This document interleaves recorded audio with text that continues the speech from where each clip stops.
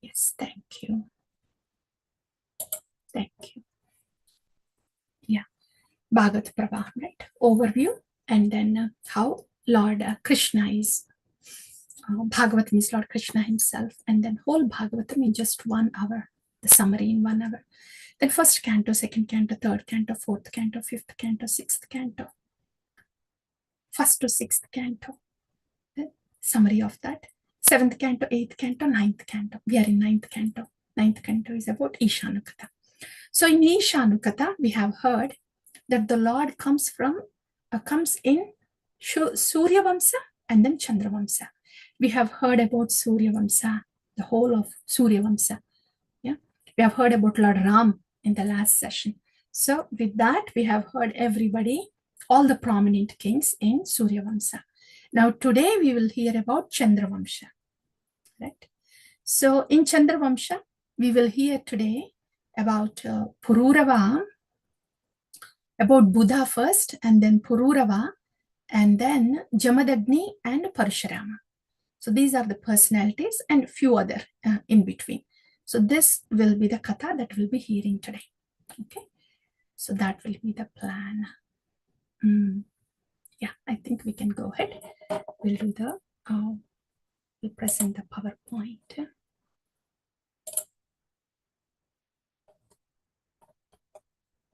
Ninth canto, and now, yeah, Surya Vamsam and then Chandra Vamsam. So that's Chandra Vamsha, the moon dynasty. That's Chandra Vamsa. So in Chandra Vamsa, yeah, I think this slide will be a good one for you. Yeah, look at this. Garbhodak Sai Vishnu, from him comes Brahma. From Brahma, Brahma's son is Atri. And Atri and Anasuyas, they had 3 sons, Soma, Dattatreya, and Durvasa. So Soma is one among them. It's the same Anasuya, Atri Anasuya. Anasuya gave the ornaments, the jewels to Sita Devi when she was in Panchavati in the last katha, right? So it's the same Atri and Anasuya. So to that couple, Soma is born. Yeah. So this is Soma. Soma is Chandra. From him, the Chandra Vamsha starts. So from Soma, who continued the Chandra Vamsa. Not a very glorious story, but we still have to hear. And at the end, we will see why certain things happen in Bhagavatam. So that's Soma or Chandra. So Soma, he kidnapped the wife of Brihaspati, Tara. Brihaspati is the guru of the demigods. And Soma was so puffed up, he dared to do that. Kidnap Tara. And he begot a son named Buddha. And Brahma, when he knows about this, he becomes so furious and he chastises Soma. Nevertheless, Tara gives birth to Buddha. So in this way, Buddha is the son of Soma. Okay. We will not elaborate much on this. We just have to know that Buddha is the son of Soma. Okay. So this Buddha, if you remember, the Sudyumna, the first king of the first son of Vaivashvatamanu, Ila became Sudyumna, right? Then again Sudyumna is Ila again every month. So 1 month he was Sudyumna, other month he was Ila, like that. And remember, this Sudyumna went to the forest, right? Sukumara forest, where Bhavani Devi, her premises. So that's when Sudyumna became Ila again. So at that time, Buddha gets attracted to Ila, and Pururava is born to them. The combination of this Buddha and Ila. Pururava is born. That's why Pururava is also known as Aila, because he's the son of Ila. So Pururava. Now we will know about Pururava and Urvashi. So again, Pururava. Dear devotees, having heard all those pure devotees, Dhruva Maharaj, Prithu Maharaj, the four Kumaras, and all that, the pure devotees having heard that, when we hear a little bit not so great about these emperors, we'll be like, ouch, is there anything for us to learn from here? We will, there is something for us to learn, from everybody we can learn. We can learn whether we can learn what to do and what not to do. So in that way, we can learn something from everybody. So Pururava. This Pururava is an emperor. Emperor means he was ruling all these 7 islands. Yeah? He's an emperor. So he was an emperor. He was ruling this earth, the whole Bhumandala. And one day, Urvasi from the heavenly planets, there in the heavenly planets, she happens to hear about Pururava, the majesty of Pururava, the valor and strength of Pururava, how handsome he is, all that. Through Narada Muni, she hears that. And she thinks, oh, I wish I could go see him. And then Urvasi ends up on the earth. Pururava, he was in the forest hunting, and then he happens to see Urvasi. And these two, Urvasi says, Pururava approaches her. He falls for her and approaches her. And he asks if she could marry. And Urvasi says, oh, why not? Of course, I have heard about you. Yes, I am very happy. Okay, they get married. Oh, before Urvashi marries, she says, okay, I'll marry you, but I have three promises you have to make for me. The first one is, I have these 2 lambs, and they are like my sons, and you should take care of them always. Okay, that's one thing. Second thing is, I eat only the preparations made out of ghee. So I should be provided only ghee preparations. Okay. The third one is, I should never see you naked. Okay. As long as these 3 things are satisfied, then yes, I can be with you here. Okay.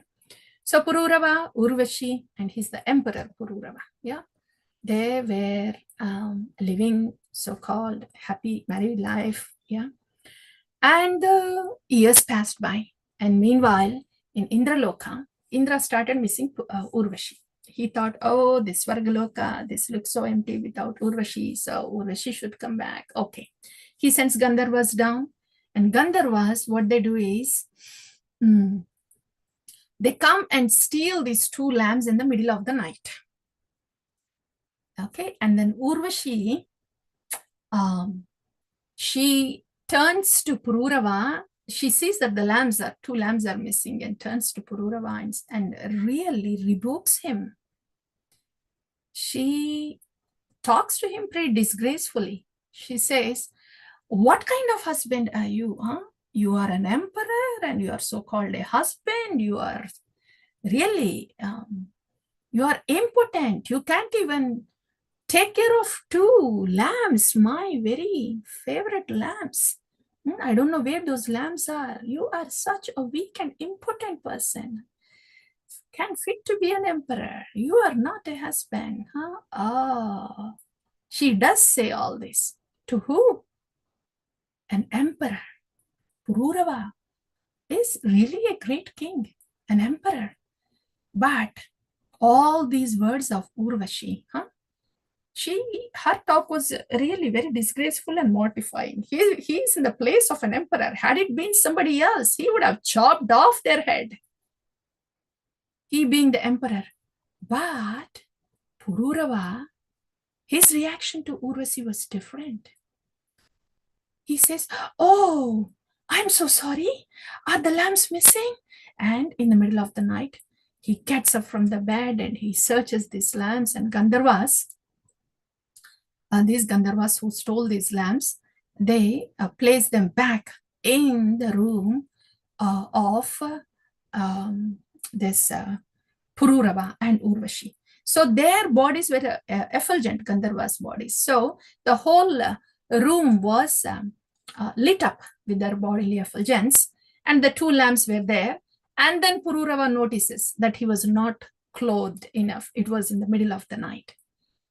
Then Urvashi says, okay, these two promises are broken. One is the lamps were lost, you couldn't protect them. And second thing is, now that I saw you naked, this is the time for me to leave. These two promises are broken. So Urvashi leaves. Urvashi leaves, and Pururava, oh man, he was in a withdrawal. Like drug addicts go in a withdrawal, Pururava was in withdrawal. Dear devotees, this Bhagavatam really conveys the truth as such to us.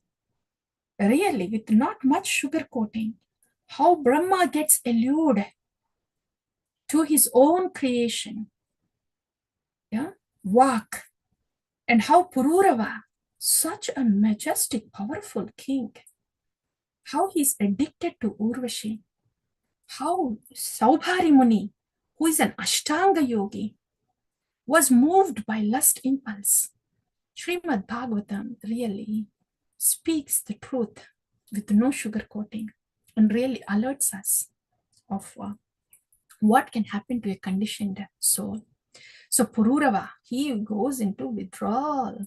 He really wanted Urvashi. So, and then he was in the thoughts of Urvashi. And one day at Kumbh Mela, he happens to see Urvashi. Yeah, I think we can change the slide now. These two lamb stories over. Yeah, it reboots Kurukshetra. Yeah, not Kumbh Mela, but Kurukshetra. So then after Urvashi leaves to Swargaloka, then one day Pururava was still thinking of Urvashi so much. And one day he sees Pururava sees Urvashi at Kurukshetra. And Pururava, what he speaks was, all those words are not here.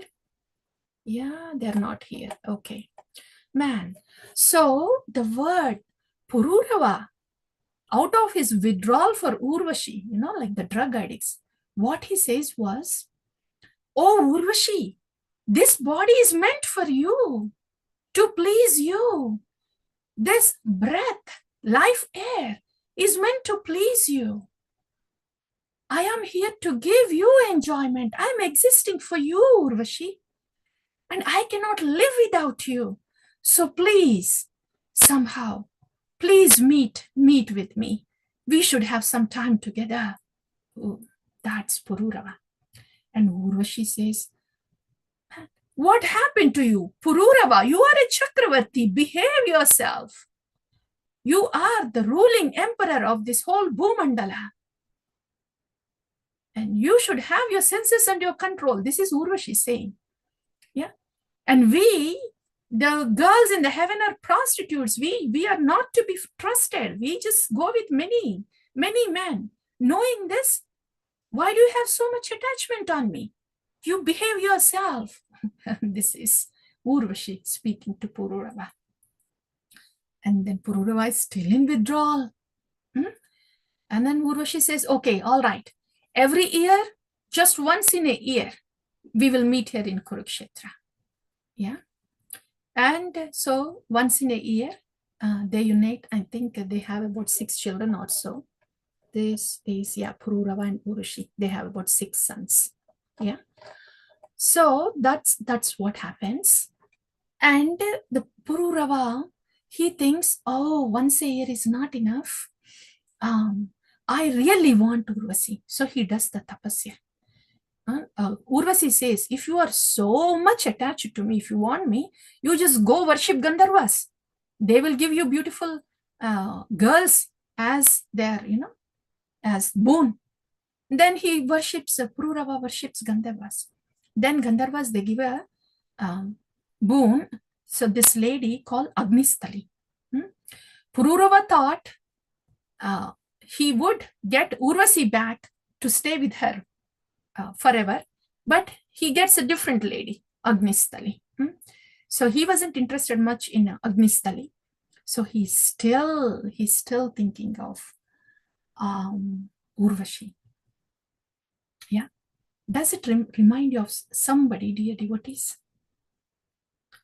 Bilvamangal Thakura. Bilvamangal Thakura, he was so much attached to the prostitute. So much attached that he didn't care for his chaste wife. And when his father was dead, on the very same night, he did not stay back to do the final rituals. It was pouring outside. It was dead of the night, pouring cats and dogs outside. Still, Bilvamangal Thakura was so attached to this prostitute, Chintamani, that he decided to go meet her that night. Bilvamangal Thakura. It was pitch dark outside, pouring down. What his determination! He wanted to jump. He was upstairs in the room. No. Yeah, he manages to get out of his house. He runs into the darkness in the house, and he has to cross over the river to get to Chintamani, who is on the other side. He manages to, he gets to the river and catch hold of something, and he takes that as a support, as a floater, as a boat to get onto the other side of the river. He didn't even care that it was a dead body floating on the river. He was such an unmada. So he manages to get to the outside, to the other side of the river, and he wanted to get into the Chintamani's room, which was whatever, third or fourth floor in the building. It was middle of the night, dead of the night. So he didn't know how to go to that third or fourth floor. So from the ground floor, he was looking to see how to get to her room. And then he saw something hanging from her room down to where he can hold on to it. And he grabs that rope, and then grabbing that rope, taking the support, he enters into the room of Chintamani, who was in the third or fourth floor. Chintamani was surprised, startled. She looks at Bilvamangal Thakur. She says, "What is this craziness?" And she looks at the so-called rope that he held to come onto the room. The snake was slowly slithering away.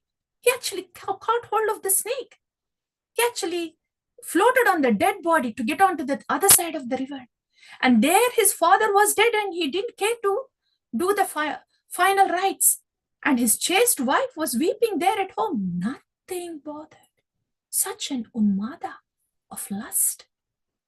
Then there Chintamani says, if only you had this kind of attraction to Lord Krishna, your life would have been completely successful. Those are the words that Chintamani says at that time. That's it. That was an eye-opener to Bilvamangal Thakur. And then, of course, Bilvamangal Thakur, he goes towards Vrindavan, and the lust was still overpowering him when he saw a woman on his way to Vrindavan, and he was so fed up with his lusty thought and inclination. At the same time, he wanted to go towards Krishna. So he pierced his eyes for having that lusty vision on the women. Yeah. And then, of course, then Lord Krishna himself comes, and he takes charge of Bilvamangal Thakura. How beautifully he holds the hand of Bilvamangal Thakura, blind Bilvamangal Thakura, and then takes him to Vrindavana. He is Suradas. Yeah, that's Bilvamangal Thakura. He was a Bhava Bhakta, but that was a pastime. So that is Unmada. This is the kind of Unmada now this Pururava is having. Yeah. So this lust, Lust is such craving, right? So the jiva has deep attachment. Prasangamajaram pasham atmana kavayo vidu. Sayeva sadhu sukruto mokshatvaram apavrata. So this jiva, all of us, we have a strong inclination and attraction. Yeah, we have that. That is, we are hearing on while Pururava is here, we are looking to see where is this strong inclination, strong craving comes from. Where does it come from? This strong craving comes from the soul. But what is it craving for? Mamaivamse jiva loke jiva bhuta sanatana. It is craving for its origin, the very source.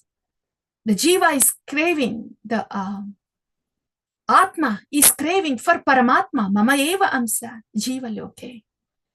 So that intense craving of the Atma is for Paramatma. But when it is put on, misplaced on a wrong object, if it is a matter, if it is something in the world, then it becomes addiction. And if it is a person in the world, that becomes lust. But the original strong attachment, strong craving of the soul is for Bhagavan. So this strong craving for something in this material world or for someone in this material world, Kamesha Krodesha, Rajo Guna Samudbhava, Mahapapmo, Mahanasho, Mahapapmo, Vidyeva Ihavairinam. Lord Krishna is saying, instructing this to Arjuna. Oh Arjuna, this lust and wrath that happens when the lust is not fulfilled. These two, O Bharatarshaba, O Arjuna, Vidhi, know that they are Mahapapmo, very sinful, and Mahashano, they are devouring. They are all devouring and all sinful. Vidyeva Ihavairinam, and the greatest enemies, Arjuna. So, when the jiva, when the atma, when it's natural craving, really craving, when its natural craving and attachment is misplaced on anything or any person in this world, this is what happens, as said in Bhagavad Gita. Mahapapmo, Mahashano, devouring, and all sinful. And this is what is happening to Pururava now. But when this strong inclination is placed onto the right object, what is the right object? Only one Priti Vishaya is there. Only one Priti Vastu is there. That is Lord Shri Krishna. Priti Vishaya, the only Priti Vishaya, the only Priti Vastu for all the jivas is Bhagavan. So when this strong inclination and craving is placed on Bhagavan, what happens? We just heard what happens when it is placed on a thing or a person in the material world, right? Mahashano, Mahapapmo. But what happens when it is placed on Bhagavan? It's the same energy. When it is placed, reposed on the right object, the worthy object that deserves our such craving is that worthy object, Bhagavan. What happens?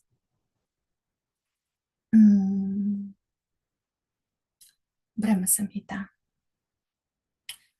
Yam krodha kama sahaja pranayadhibhiti vatsalya seva guru gaurava sevyamane sanchintya tat sadrisham tanumapurete govindamadi purusham tamaham vachami. This is so beautiful, dear devotees. Yam kama, yam krodha, wrath. Krodha is wrath. Kama is lust.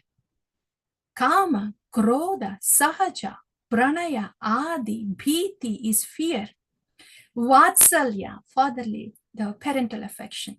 Vatsalya, Guru Gaurava Sevyamanai. When this is all reposed on Bhagavan, Sanchintayat, Sadrishim Tanumapurete, one would develop the spiritual bodies that are befitting to their mood. So the very same, very natural craving of the soul, when it is placed on Bhagavan, the Priti Vastu, Priti Vishaya, it gives a spiritual body to the Jiva.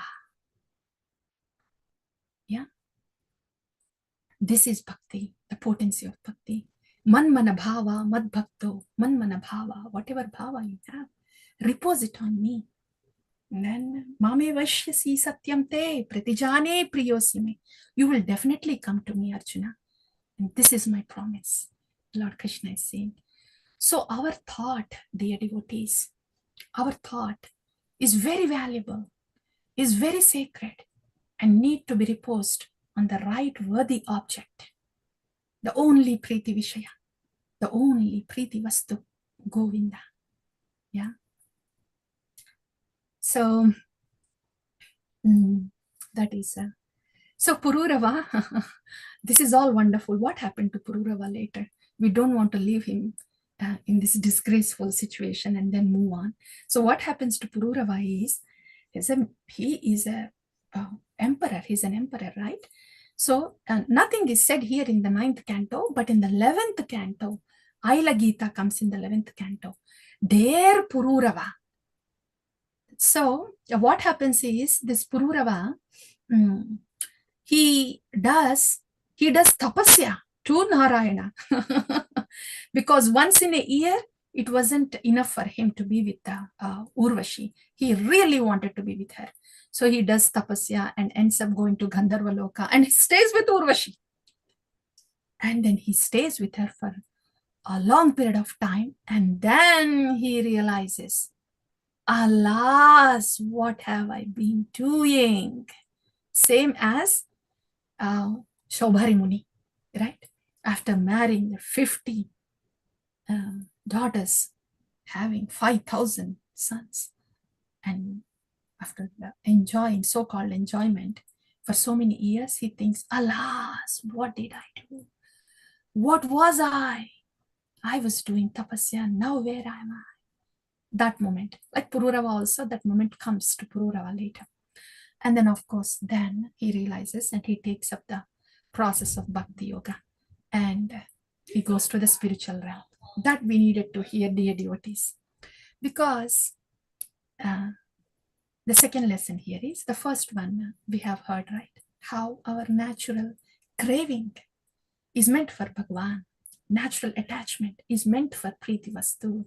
Yeah. Then we will end up getting our spiritual bodies. But when it is misplaced, then Maha Papmo, Mahashana, devouring, all sinful. So that we have heard. Where to place our natural attachment, the attachment. Yeah. And the second point here now is Pururava, such a great emperor, right? We cannot really look down on him. Why would his story come in Bhagavata? Shobhari Muni, Pururava, like this, to say this, that a conditioned soul, in whatever capacity they are, we are just in human beings, in the human forms, in the human bodies. We have our pushings and pullings. We have our own bruises and battering. Pururava was a big person, big problems. He was an emperor. So that was a big lust for him. It costed him more. Yeah. Nevertheless, so the first point is these senses, these modes are pretty strong at any time to any one of us, in any way, gross or subtle. They are always there. We are in the ocean of modes. That's the reality. That's why vigilance, spiritual vigilance. But the modes can really bombard us. At least when we are vigilant, we will call out to Govinda, help please.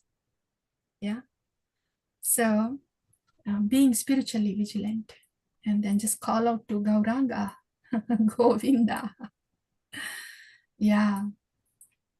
And second thing is how bhakti is so potent. Bhakti is so potent. However lusty, however fallen somebody is, as soon as they take up to the bhakti yoga, purification, purified, and to the destination. Beautiful, beautiful bhakti yoga. Such a saving grace bhakti yoga. Ask Shaubhari Muni, he will say all the glories of bhakti yoga. Ask Pururava, he will say all the glories of bhakti yoga because they have been battered enough. Shaubhari Muni was what? Ashtanga yogi. He got battered. So bhakti yoga is a saving grace. And the third point is, dear devotees, when we hear about Shaubhari Muni and Pururava, we may think, he is not so good. I guess I am better off. I don't have that much of lust or attachment to something outside. We may think like that, dear devotees. They have their own challenges. We have our own challenges. So we cannot look down on any devotee, on anyone, Shaubhari Mani or Pururava.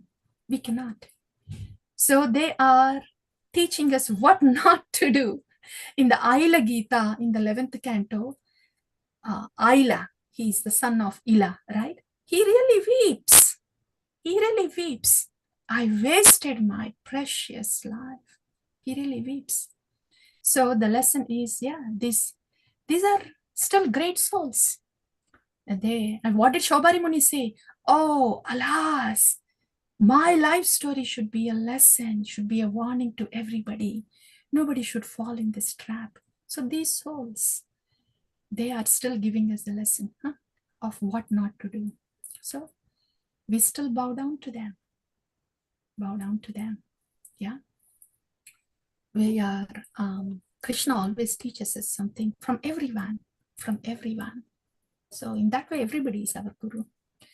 So those are the three things, Pururava.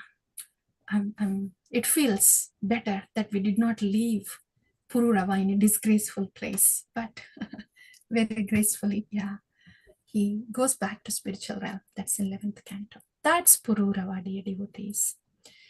So Pururava and Menaka's sons, right? 6 of them. Of all of these, we are going to hear about. There's the son. This is son Vijaya, and his son was Gadi. Okay, we will hear about Gadi because Gadi has a daughter called Satyavati.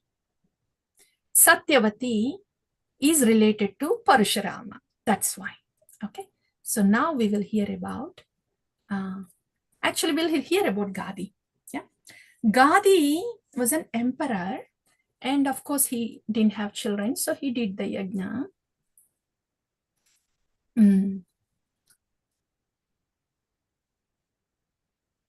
Yeah, he did the yajna.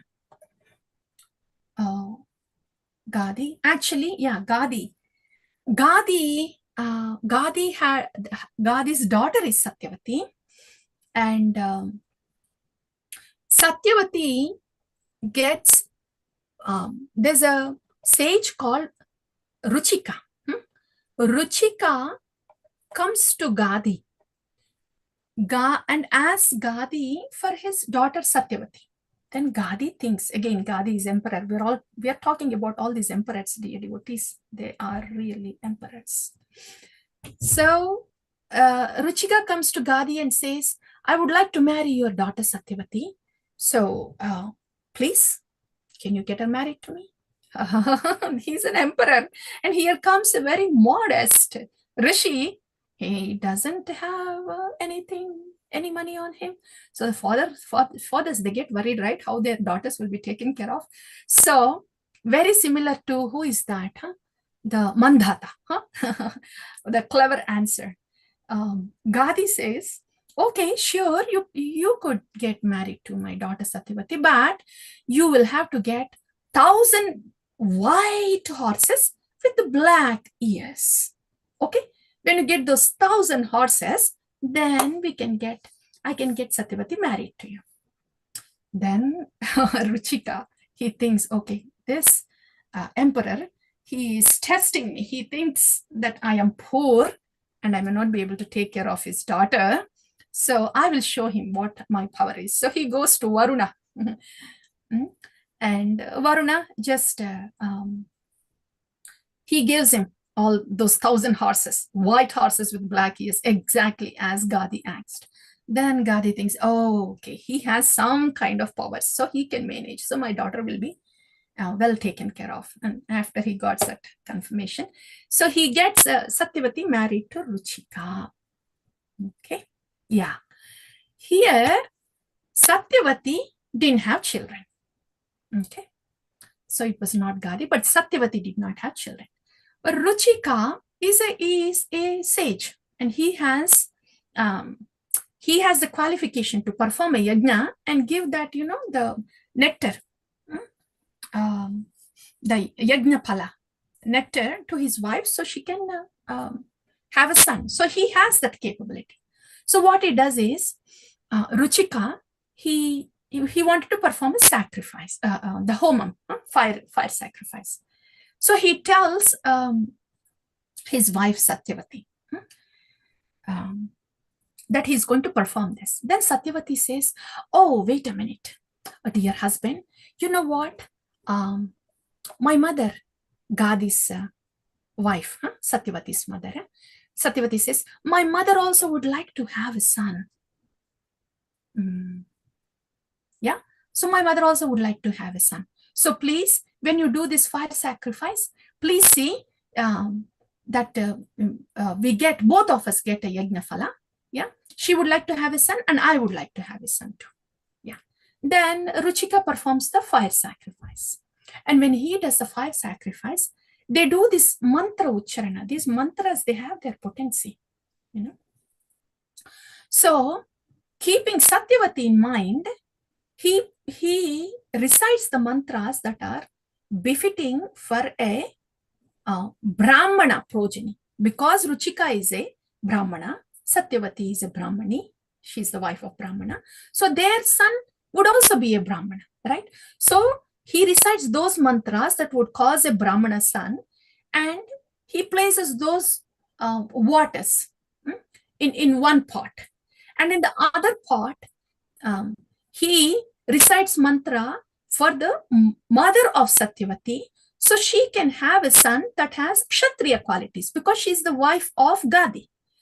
So he recites those mantras and places that power in the waters in a different pot. Okay. Then he goes to his wife and says, okay, Satyavati, this yellow pot is for you, and this red pot is for your mother. He says that. Satyavati, what she does is, she switches the pots. She keeps the red pot and she gives the yellow pot to Ruchika, to her mother. As a result, what happened? They drank that, they conceived, and Satyavati's son, who is supposed to be a Brahmana, Satyavati, after drinking these waters meant for Kshatriya, she tells her husband, she reveals this, she says, oh dear husband, I didn't think much about it, but I kind of switched the pots. So I drank the water that is meant to go to my mother, who is a Kshatriya. Then Ruchika says, oh, foolish wife, why did you do that? Those waters, they are very specific to both of you. She is a Kshatriya, you're a Brahmani. Okay. So as a result of this, I know you wanted Satyavati actually wanted a Kshatriya son.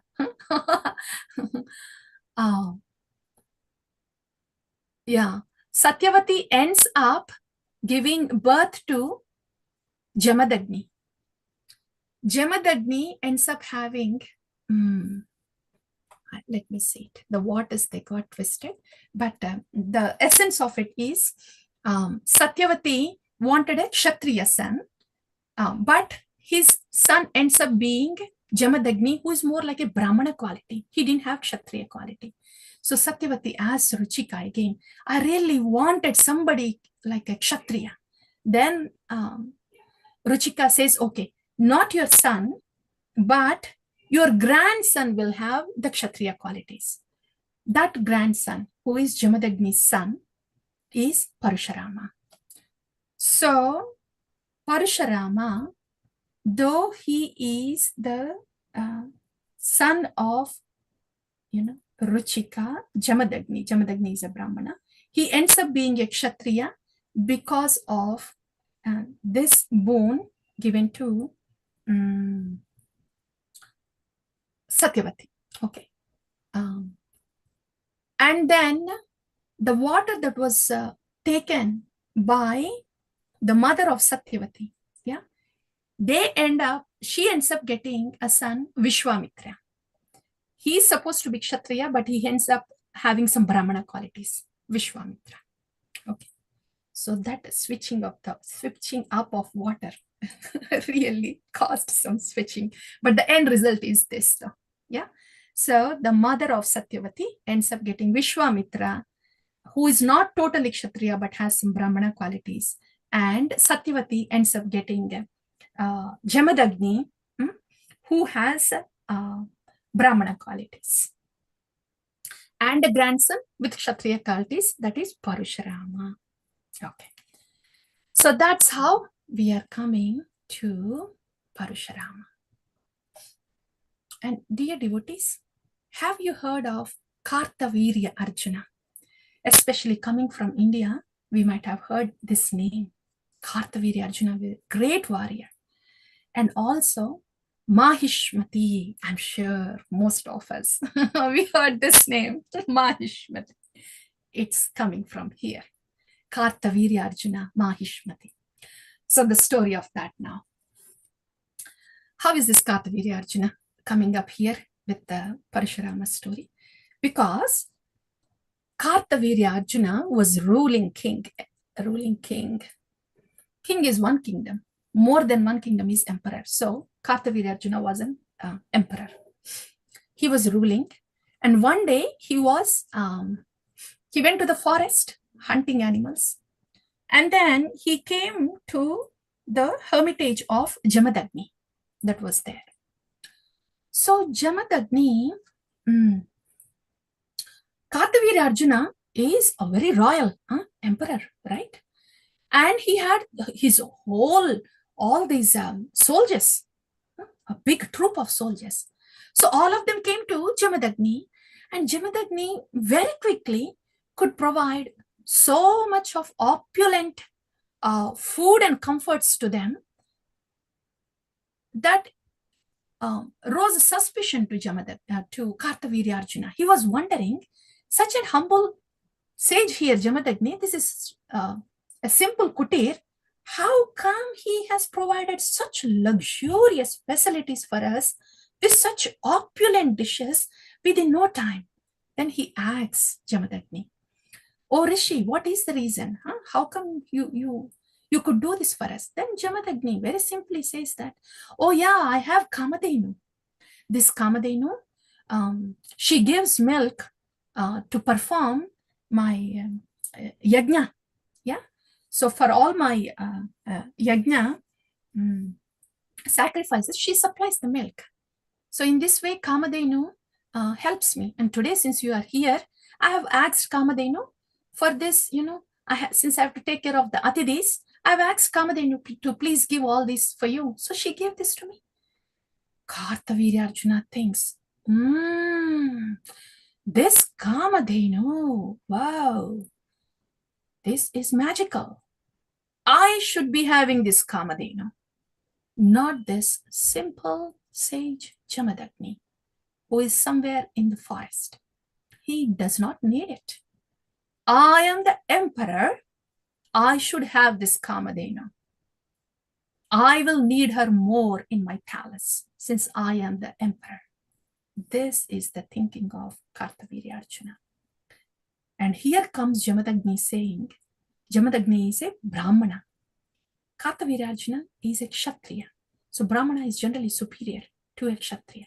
But this is a thought of Kartavirya, such an entitlement. Yeah. Here, Jamadagni is a Brahmana. He's saying, I would need the cow. The cows are meant to give the products that are needed to do the sacrifice. Yeah. And the cows are supposed to be maintained by a Brahmana. So please do not take this Kamadhenu. Yeah. Jamadagni requests, please not take Kamadhenu. And Kamadhenu was also not willing. She was not ready to go, in spite of these two people, these two, Kamadhenu and Jamadagni, not in spite of their refusal and their dislike to go from there, Kamadhenu's disliking to go from the hermitage, Kamadhenu, Kartavirya, he takes Kamadhenu forcibly to his palace. Yeah. We may be thinking, yeah, king, so what? Just a cow. Huh? Our thinking, Kali Yuga thinking. Everywhere it is just like that. So what? Everything is simple. So what? Just this, just that, just this, just that. The margins have been eroded from and that's how the atheism just propagates. So yeah, the entitlement part. How was this Kartavirya thinking? How entitled was he feeling that he is the king and he's after all a Brahmana and he needs the Kamadhenu because he has so many desires to meet, so-called needs as a Kshatriya to meet. What would this Brahmana need? Just some milk, just for some sacrifices. I want this and I need this to happen because I am the emperor. Here is the Brahmana. He doesn't want this to happen. This is his property, Kamadhenu. And Kamadhenu also has a right to say whether she wants to come or not. Nothing. Kartavirya could pay no attention to any of these things. This is entitlement, the feeling of entitlement, dear devotees. That's Kartavirya, and that his entitlement, it may be big like that. All of us, all conditioned souls, all of us, we do have this feeling of entitlement, all of us. All of us, we have a reason of why we want something. We have, even if it is material or spiritual, that because I'm a parent, I can do this to children. Because I'm a wife, I can say this. Because I'm a husband, I can say this. Because I'm so and so at workplace, I can do this. And when it comes to devotion, because I'm senior, I can do this. Because I have this designation, I can say this. And even if it is junior neophyte also, because I'm a devotee, somebody else is not a devotee, how I can look down. Because of a reason, I am better. Because of a reason, I am right. Because of a reason, I should get this facility. Because of a reason, I should get this recognition. Because of a reason, what I say should happen. Krishna, Krishna, Krishna. This is entitlement. This is entitlement. It actually, that is there in the blood of the jiva, subtly, grossly.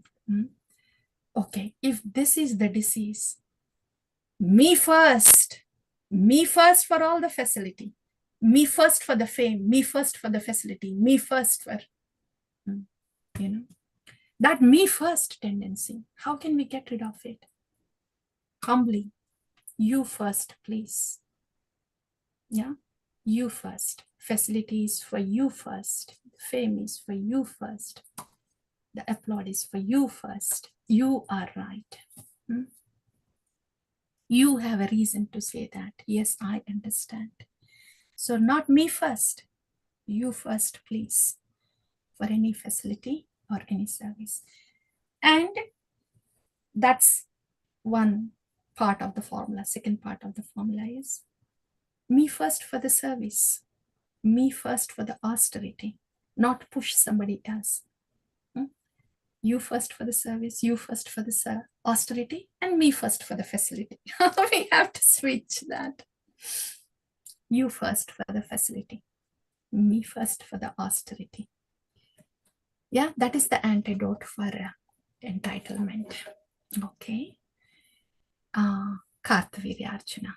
That's the lesson for us. Entitlement and its antidote. Okay, now Parashurama, he hears about this. He goes to Mahishmati. Mahishmati is the kingdom, is the capital of Kartavirya Arjuna's kingdom. Huh? He goes to Mahishmati and yeah, he goes to Mahishmati and then he just chops off thousands hands of Kartavirya Arjuna and then chops off his head. Parashurama chops off and then brings Kamadhenu back to Jamadagni. That's what Lord Parshuram does. When he comes to know that Kamadhenu was forcibly taken away from Jamadagni to Kartavirya Arjuna, then he says very nice thing, Jamadagni. When Parashurama comes back after chopping off all the hands and the head of Kartavirya Arjuna, and he brought the Kamadhenu here, and Jamadagni says, Shamaya rochate Lakshmi Brahmi Sauriyadha Prabha Shaminam Ashu Bhagavan Stushyate Haririshwaraha. This is the quality of a Brahmana. He's saying, Shamaya rochate Lakshmi Brahmi Sauriyadha Prabha. See, like the effulgence beautifies the sun, you know, sun has its effulgence, right? Like the effulgence beautifies the sun, forgiveness beautifies a Brahmana. And this forgiveness, Tushyate Haririshwara, is very pleasing to Lord Hari. So we should have this forgiveness. You just chopped off his head, chopped off his hands, 1,000 hands, 1,000 arms. You have to atone for your sin. Now go for the Tirtha Yatra, atone for your sins, says Jamadagni. And Parashurama goes to pilgrimage to atone for this sin. Meanwhile, what happens is, so this is a lesson for us here too. All of us are devotees here, or aspiring to be devotees, wanting to be devotees from within. And we don't realize, dear devotees, actually, all the Shastra is trying to make us sages. Their Shastra is trying to make us sages. Sages are in mode of goodness. Yeah. What is that?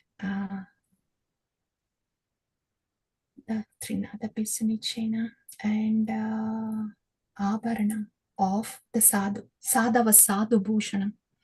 Titikshava Karunikaha Suhrudo Sarvadehinam. Ajata Shatrava Shantaha Sadhava Sadhu Bhushanam. The sages. Huh? So if we see that we are not sages yet, dear devotees, please do not be disheartened. One day at a time, we just gratefully walk. This is a path of sages, bhakti.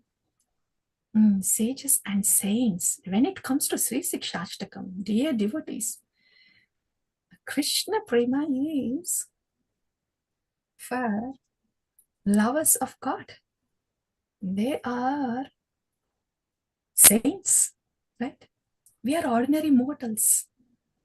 But Srila Prabhupada, Guru Gauranga, what they are trying to make out of us is sages, saints, saints, lovers of God. So that's why Sadhava Sadhubhushanam, that's why we are urged to have these qualities. Forgiveness is one of the qualities, an ornament of Brahmana. Yeah, we don't realize that's the path that we are treading to, right? It's a beautiful, glorious path. We just gratefully, humbly bow down and take one step at a time And the saints, our acharyas, they will carry us further. It's their path. So yeah, that is one thing. Forgiveness is a jewel of a Brahmana. So that we want to remember. That we want to remember. When somebody does a mistake and when we are burning with anger, then, oh, forgiveness. Yeah, Bhagavatam is reminding us. How wonderful if somebody forgives us, right? So if only we can forgive others too. We pray for that. And so our Parshurama goes for the pilgrimage. And meanwhile, what happens is, Jamadagni's son, wife Renuka, she goes to a river to fetch water. She's supposed to bring the water for the sacrifice this Brahmana was doing. And what happens is, at that river, the Gandharva comes there and he was frolicking with Apsarasas, and Renuka happens to see that. And momentarily, in her mind, she thinks of Gandharva and wishes to be with him momentarily in the mind. Renuka. And then she just happens to see them there. And by this time, the offering time, the water she's supposed to get and take to the sacrifice, the offering time has passed away at the sacrifice. And she realizes she has done a great mistake. She goes there, goes to her husband, and she just puts the pot there and she stands with the folded hands, and Jamadagni knows what has happened. These are sages, they can read what has happened.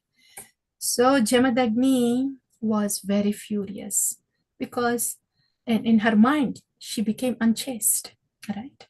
And also she could not come in time for the sacrifice that has to happen. So he asks his sons, Jamadagni has 4 other sons. He has 4 sons. He orders them to kill their mother, Renuka, for being unchaste. And the sons say, oh no, sorry, father, we can't do that.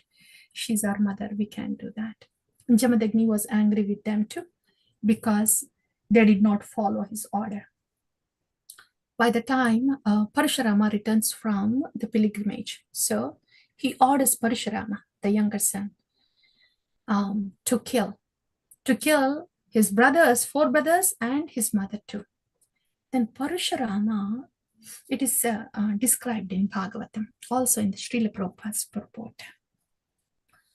Jamadagni there, he was described as man, a sage with power. In other words, Srila Prabhupada purport, I'm so glad Srila Prabhupada wrote something about it, because I didn't know how to understand this. Srila Prabhupada explained it in the purport. So there it was described that Parashurama, Jamadagni was a powerful sage. So Parashurama was thinking, he's so powerful, and if I say no, as my brothers say no, then he would curse me also. Instead, he has the powers. So he will have the power to reverse everybody's death here, even if I kill. So that's why he chooses to just kill. He kills his 4 brothers and his mother too. And Jamadagni was very pleased that his son followed his instruction. And then says, okay, dear son, I'm very pleased. What boon do you want from me? Then Parashurama says, 1 boon. Would you, actually 2 boons. Would you please bring back my brothers and my mother back to life? And second thing is, please see that they don't remember anything about what has happened. That was very intelligent. Yeah. And Prabhupada explains there in that purport. Because Parashurama knows that he has the power to bring them back. That's why he killed, pleased his father, and then brought them back. That one. So that's the pastime there. And also in the other purport, Srila Prabhupada says, here, yeah, we'll come to that. So in this way, all these 4 sons and the wife of Jamadagni are brought back. By this time, the Kartavira Arjuna's sons, they were furious with the death of their father. And then they came to this hermitage, to Jamadagni. And at this time, Parasurama was not around. He went to forest to fetch some firewood. So these 100,000 or 1,000, 100 sons, I guess, yeah, Kartavira Arjuna's sons, they come and they kill Jamadagni. They chop off the head of Jamadagni. Oh my God. The Veera Rasa in Bhagavatam is nothing short of chopping the heads. Krishna, Krishna, chop off, chop off. Okay, so Jamadagni's head was also chopped.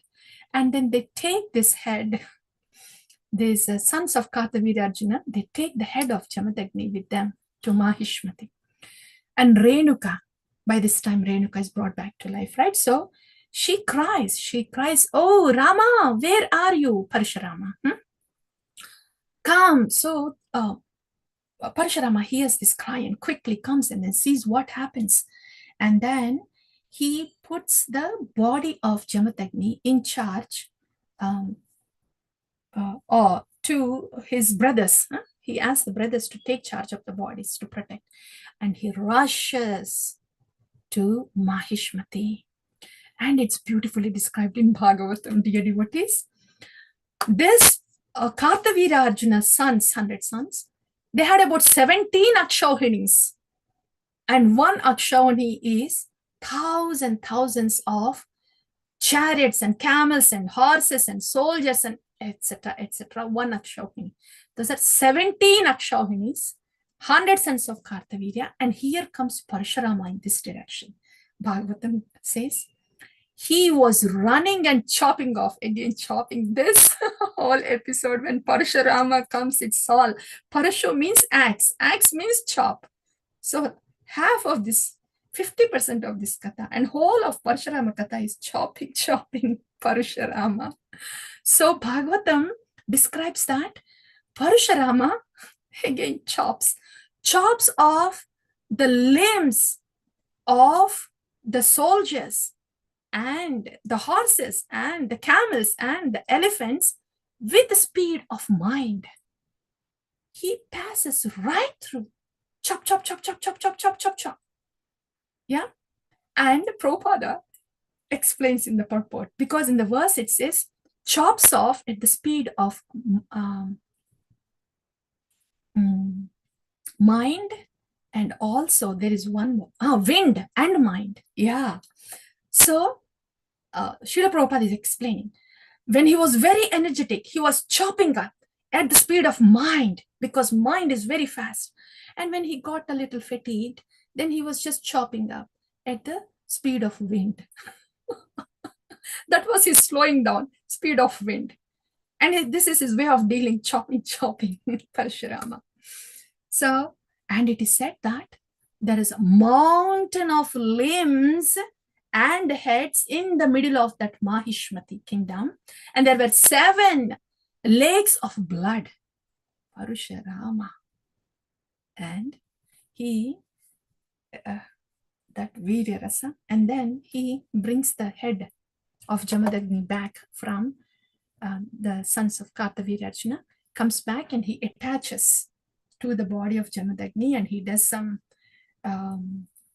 sacrifice, and he invokes the blessings of Vishnu. He does that, and Jamadagni comes back to life. I was thinking when I was reading this, wow, if only there is a, movie, like a recent movie that came up with Mahishmati, right? If only they take this theme of Parashurama, his Parusha, and then chopping with the speed of mind and then the speed of wind later. That can be very good movie.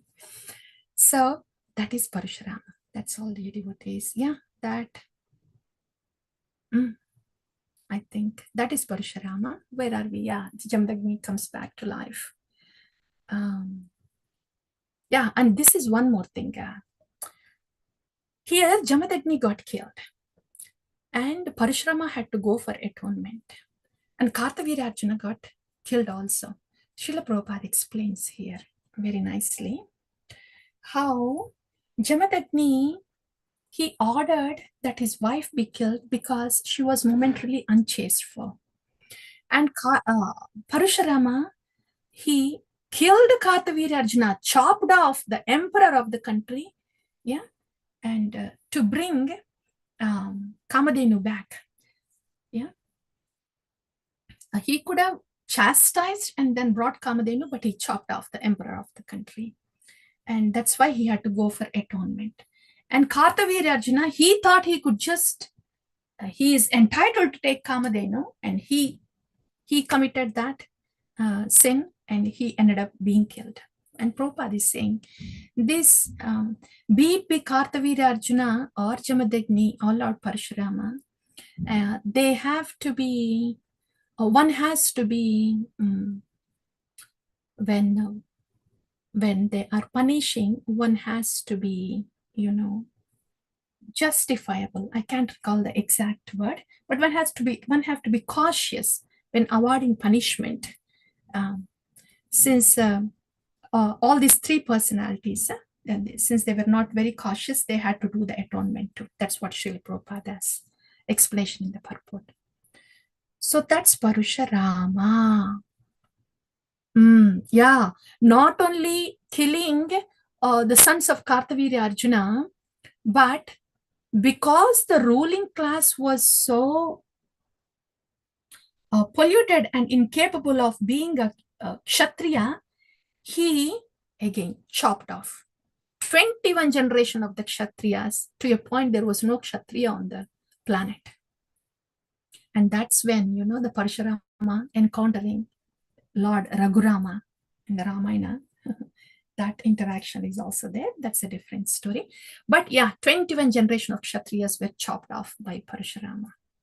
Parusha Rama, the whole point of his incarnation is Parusha, axe, chop, chop, chop. So that's Parashurama, dear devotees. And yeah, I think we have covered everything. Yes. Yeah. And in the next episode, in the next class, we will hear about the other kings in this Chandravamsha. So far, we have heard about Pururava and Gadi, Jamadagni, Parashurama, right? And the descendants of here, yeah. So here, what we have heard so far was the son, Pururava's son Vijaya, Vijaya's son Gadi, Gadi's daughter Satyavati got married to Ruchika, Ruchika's son Jamadagni, Jamadagni's son Parashurama. That's how we heard about Parashurama and Pururava here, okay? And here, one point about Nahusha. So we will be now hearing from this, the descendants of this son, Ayu.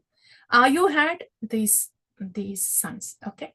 And one of the son is Nahusha.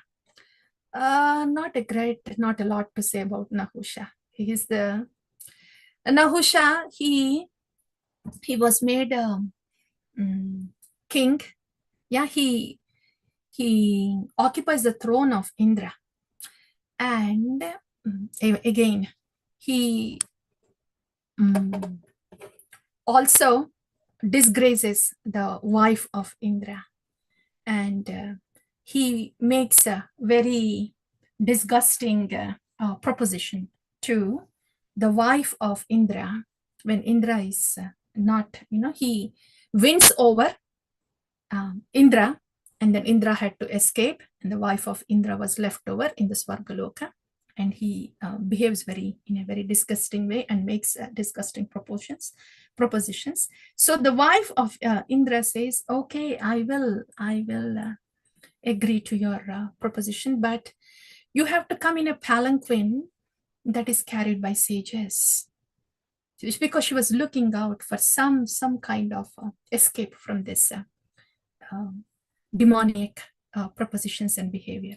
So Nahusha Then Nahusha calls the sages, and they make, he sits in the palanquin and he makes the sages carry this palanquin. Sages, Brahmanas carry this palanquin. What this power can do, my goodness. What did that power do to Soma? He kidnapped Tara. What did this power doing to Nahusha? He's so, he's so disgusting to the wife of Indra. So he was in the palanquin carried by these sages. And while being carried in the palanquin, he was very disrespectful to the sages. Yeah. And then Agastya was really angry at him. And he says, what are you thinking? Huh? You become a python. You're behaving like a python. I'm glad the sages also do some cursing. Yeah. Otherwise, what would happen? This reminds me of that, Prithu Maharaj's father. Yeah. Vena. How demonic was he? The curses had, the sages had to curse him and kill him with the mantras for the welfare of the citizens. So glad sages are everywhere. So in this way, Agastya Muni, he curses Nahusha to become a python. That way, he ends up being a python, and we will hear his story later. And in his place, Nahusha's son Yayati is enthroned. Okay, so we will hear more about Yayati in the next session. Yayati, Rantideva, and then that one person from whom I don't want to show you all these slides now, but Yayati, Rantideva, and Ajamidha. From him comes Yadu, the Yadu dynasty, and then Santanu, the Pandavas, Jarasandha. So from Ajamidha comes. So all that will be in the next katha about Yayati, about Rantideva, up until the Yadu dynasty. That will complete the 9th canto and will beautifully take us to the Lord of the Chandravamsa, Lord Krishna, start of the 10th canto. So 10th canto will start after the next katha, next session. So that's all, dear devotees. Surprising, right? In spite of pulling the topic so much, we are still 19. I knew this is not a big one. What more is there? There's not a lot of glory here to be glorified. We have to bring the devotees here, bring something here to fill in this time and to have some take-home points. So we'll just, we will summarize what we have heard today. So the first one, I have to honestly say, it was a little disappointment for me, this katha. The first one, what can I summarize? What can I say about Buddha? Huh? So Buddha is the son of Soma. Yeah. And from Buddha comes Pururava. That's all. There is nothing more to glorify there. So Pururava, okay, now Pururava and Urvashi, at least some lessons to learn to what not to do. Yeah. So Pururava and Urvashi, yeah, what did we learn? The natural pulling of the soul, attachment of the soul, craving of the soul is meant for Bhagavan. And when it is misplaced on any material thing, it is addiction. And any person with an attraction, that is lust. Yeah. So, and the result of that is Mahapapmo, Mahashano, all devouring wrath. Result of that is wrath and sinful. Yeah. But when it is placed on the right object, that is Vastu, Priti Vastu, right object, Bhagavan, then the very same craving, that can give a spiritual form to the person when that tendency is reposed on the right object, Bhagavan. So our thoughts are sacred and are to be reposed on a worthy object, Govinda. That we have heard. And then, yeah, those are three things, right? Yeah. After, Pururava, when we heard the story later on, how he realizes and then takes up the process of Bhakti Yoga. And then we heard the story of Bilvamangal Thakura, right? How this lust is such a strong, very strong distraction, unmada. It puts in a cloud. It's a cloud, unmada. So that is a very strong one. And Bhagavatam is cautioning all the sadhakas. And dear devotees, this lust doesn't have to be a big one and on a person, lusty, kamavasana. It doesn't have to be necessarily like that. Anything that is not love of God is lust. Gross or subtle is lust. If we are wanting something from this world, it means we have gross or subtle lust, right? Wanting something from this. Yeah. So that is one thing. And second thing is how, in the case of Shaubharimani or Pururava, how the bhakti has been their saving grace in spite of falling down so much. Bhakti is very potent. And third point is, we don't want to look down on anybody, even though they have committed something like this. Especially when it comes in the pages of Bhagavatam, the devotees who has taken up the process of Bhakti Yoga at the later part of life, at least. Not looking down on them, but learning what not to do from them. Yeah. So without disrespecting or looking down on them, we learn from them how to be careful and cautious and what not to do. That we have heard. That's Parsha, the Pururava and Urvashi done. And then we came to the Gadi, Satyavati. Yeah, one more thing, dear devotees. A beautiful one, actually. Nice take-home point for us here. Satyavati.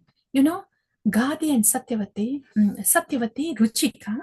So when Ruchika gave these two different pots, she switches that. And ends up having this mess, right? So there, one wonderful take-home point is, dear devotees, see, when especially our Gurujana, when they give us a specific instruction, it is meant for us. When it is given for you, it is for you, not for somebody else. I remember reading this. One of the Maharajas, he gave an instruction of how to worship a Shalagramashila to one of his devotees. So he called him into the room and then he gave the instruction, this is how you worship your Shalagramashila, with these mantras, with this mood, like that. And the devotee goes out. And the next devotee who was waiting to enter into the room, he comes and the Maharaj, for this devotee, he has Shalagramashila too. But to him, Maharaj gives different mantra and different way of worship and says, okay, you do this. So this devotee also came out. This happened, reality. And so the second devotee asks the first devotee, what mantra did you get? What did Gurudev say? And then the first disciple said so and so. The second one says, oh, I liked your way better. Gurudev gave you better mantra. I want to worship in that mood. That's what the second disciple says. That's not how it works. When something is given to us in spiritual life, like this way of worship, or this is in the way of worship, and it can be an instruction too. For one particular disciple, based on their tendency, their qualification, everything, a particular instruction will be given. For somebody else, a different instruction may be given.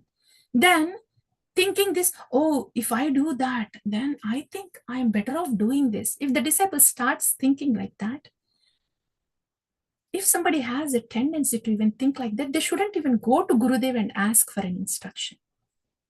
They shouldn't. Actually shouldn't, dear devotees. Because when our Gurujana is giving an instruction or something, if it is not followed, it is not good for us and we are disrespecting them.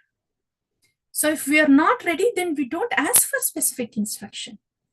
Only when we are ready for any specific instruction and do it, when we are determined to do it, then we ask. Then we are respecting their instruction. And we are, at that point, we have become determined and qualified. So the point here is, yeah, any instruction or something, when it comes to different disciples like that, it is meant for them only. That way of worship or that instruction is meant for them only. No switching, no comparing. It is not like that. Yeah, that's one thing. And one more very nice thing, dear devotees. Please remember. Please hear.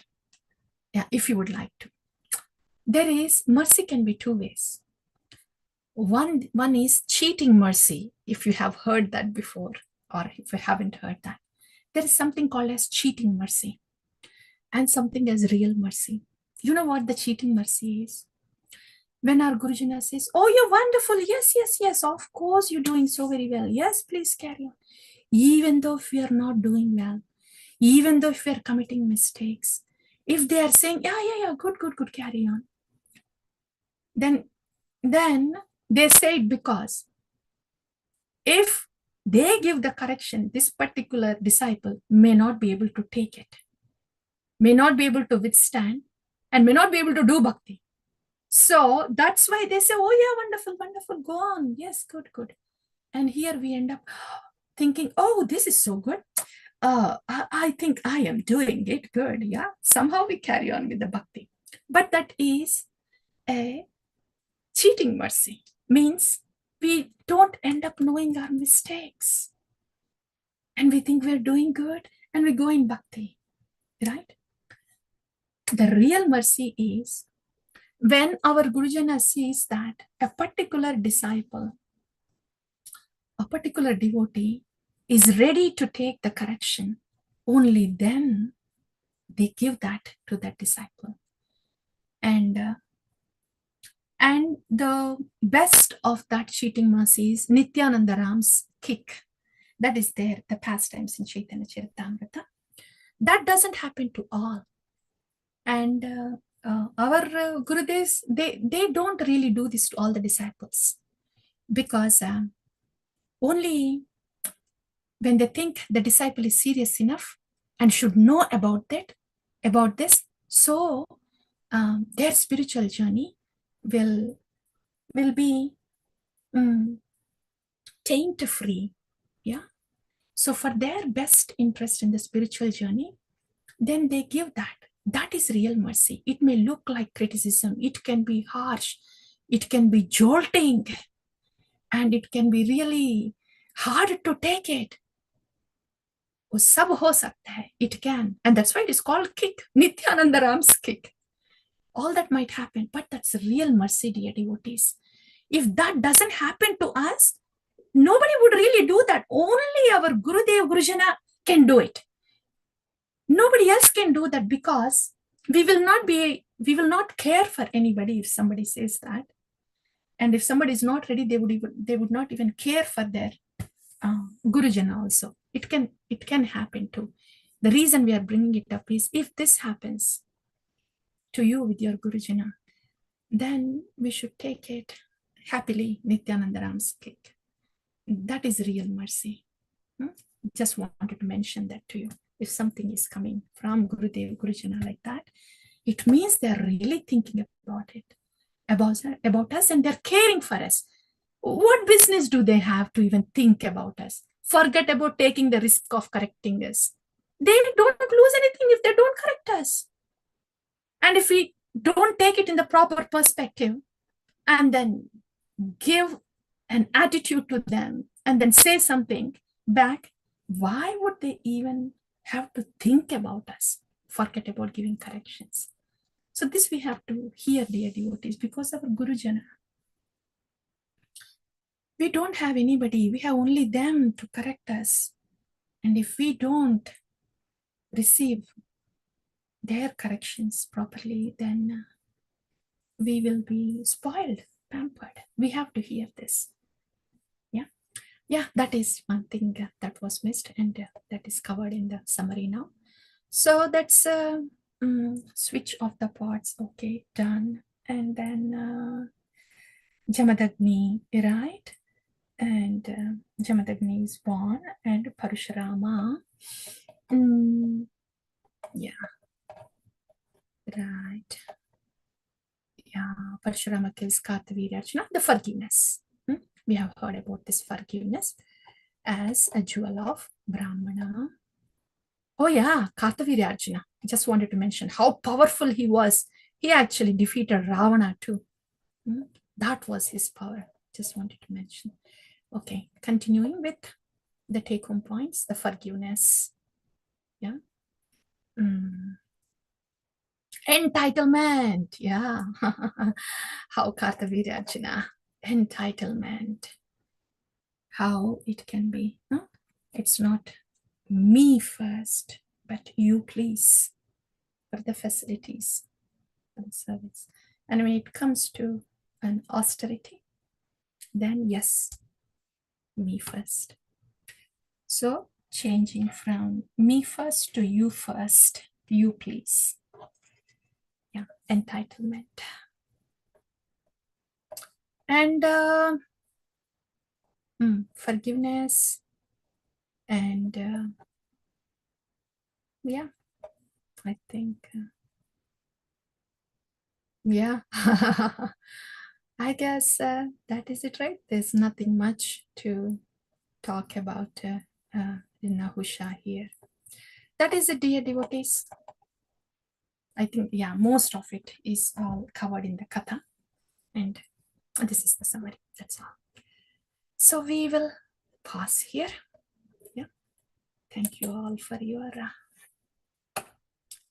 sincere presence and your interest and attraction for Bhagavata Katha. Yeah. My pranams to you all. Shri